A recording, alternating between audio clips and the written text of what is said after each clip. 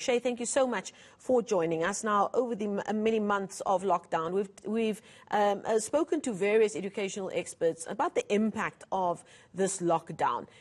But the impact on children with special needs would be even more so because of the support that their parents need and the educational resources that they need over and above what other kids normally have access to. That's made it very, very difficult, hasn't it? Yes, good morning. Thanks. Yes, it has made it very difficult for children with learning difficulties. All of a sudden, they've had to go home and their parents teaching them. And I think the frustration that it's caused is tremendous. Parents are now realizing that my child is struggling. You know, they're not understanding concepts as fast as they thought they would. They also don't have the educational background to know what to do in a situation that the child is struggling. So I definitely think lockdown has made it so difficult and they've fallen behind.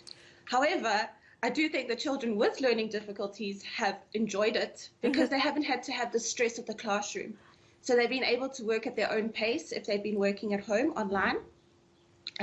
But however, those with that haven't been working online have fallen behind. Indeed, I mean, that's been the story of lockdown, isn't it? That because of our very unequal society, some kids have been able to keep up because of the privileges that they have at home in terms of resources and the internet, but so many others have been left out of the cold because they do not have those privileges. Now, one of your fields of expertise is working with children with dyslexia.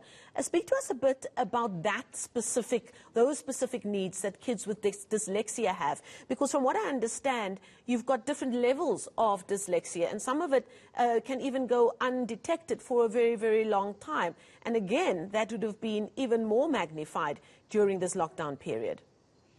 Yes, indeed. I've gone into dyslexia purely because I'm dyslexic. And I think it's so important to be open about it so that people understand that you have a difficulty. I was lucky enough that I was detected when I was in grade 4. And my mother had found a wonderful program when we moved to South Africa called NILD, the National Institution of Learning Development. And there they teach you how to cope with it, giving you the right tools. And being dyslexic, you learn differently. Your brain is wired differently and therefore not learning the same as a normal average brain. So I actually decided, well, there's so many children out there that get undetected.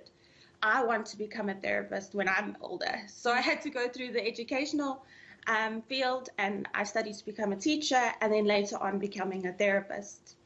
And it's the most amazing program out there that lets the children, gives them skills to cope in life, which many don't. They just suppress the difficulty and get them through school. And how amazing that the very program that helped you as a child is now the one that you are doing work with. That's a great story. Now, there might be parents watching right now who perhaps have just discovered that perhaps there's a learning difficulty or special need with their kid that maybe was not picked up before, especially if it's children who go to our bigger schools where it's a bit more difficult to have that one-on-one experience. What would you say to a parent right now that's just recently realized during this lockdown period that their child has a form of dyslexia? One would think that in a situation like that, routine, consistency, and patience is key. But sometimes, especially during these anxious times that we're living through, those things are a little bit difficult for parents to come by. When having to deal with perhaps more than one child in the house needing attention for homeschooling. You're right. Patience is #1 key. And I think that's the most frustrating part for parents, is accepting that their child has a difficulty. It's nothing to be afraid of or ashamed of.